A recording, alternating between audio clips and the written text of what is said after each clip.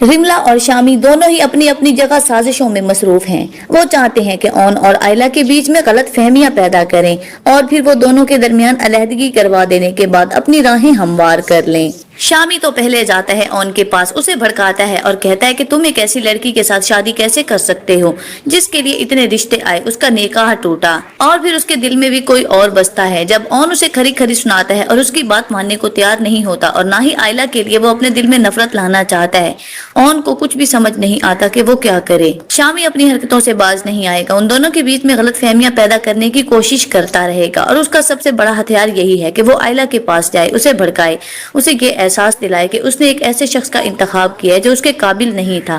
شامی جاتا ہے آئلہ کے کمرے میں اور اسے کہتا ہے کہ اون سے شادی کرنے سے بہتر تھا کہ تم ساری زندگی کنواری ہی بیٹھی رہتی۔ دیکھو آئلہ، ابھی بھی کچھ نہیں بگڑا، اگر تم اون کو چھوڑ دو تو میں تمہیں اپنانے کو تیار ہوں۔ یہ سننے کے بعد آئلہ کہتی ہے کہ تم سے تو میں کسی اچھائی کی امید ہی نہیں رکھ سکتی، یہ سب کچھ تمہاری وجہ سے ہوا۔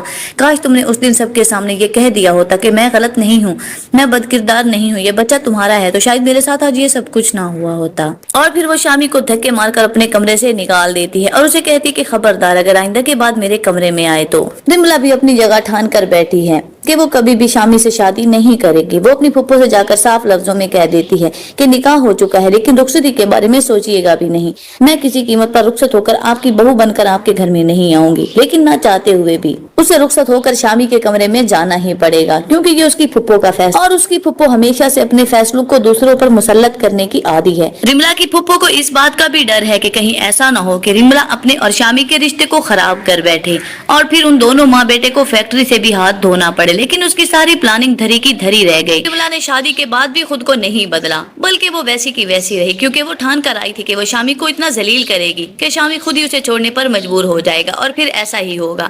شامی جب رملا سے بہت زیادہ تنگ آ جائے گا تو اسے طلاق دے دے گا، جس کے بعد اسے فیکٹری سے ہاتھ دھونا پڑے گا۔ صرف یہی نہیں، فیکٹری سے ہاتھ دھونے کے بعد وہ کنگال ہو جائیں گے اور پھر عارفہ کو اس بات کا احساس ہوگا کہ اس سے کتنی بڑی غلطی ہو گئی۔ ادھر اون اور آئلہ مل کر اپنی زندگی کی نئی شروعات کرتے ہیں۔ آئلہ اون کو اپنے دل سے قبول کر لیتی ہے اور اسے یقین ہو جاتا ہے کہ اون ایک بہت ہی اچھا انسان ہے۔